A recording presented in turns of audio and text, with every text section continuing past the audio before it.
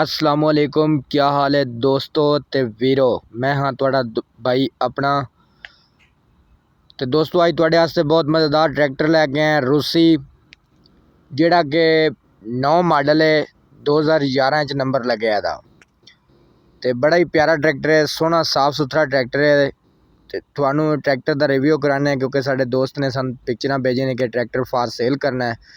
तो यकीनन तुसां सारे बिरा अल्लाह तआला दे करम और फजल दे नाल ठीक हो सो।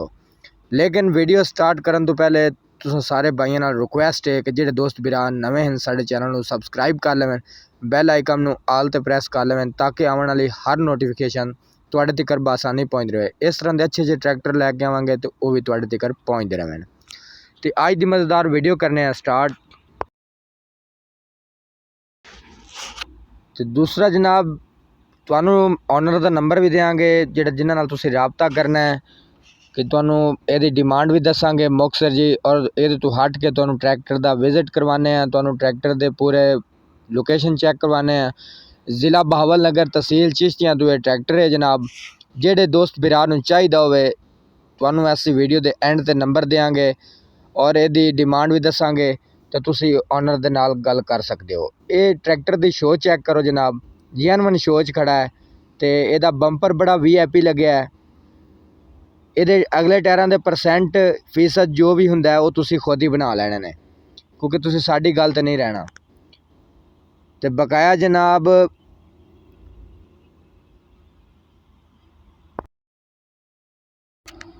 ये वेखो दोस्तों, यदा बंपर है थोड़ा नज़दीक हो गए तुम दिखान लगे हैं, कोई तस्वीर बनिया ने तो हिसाब नाल जो है ना निज़ाम थोड़ा अगे पिछे हो जाता है।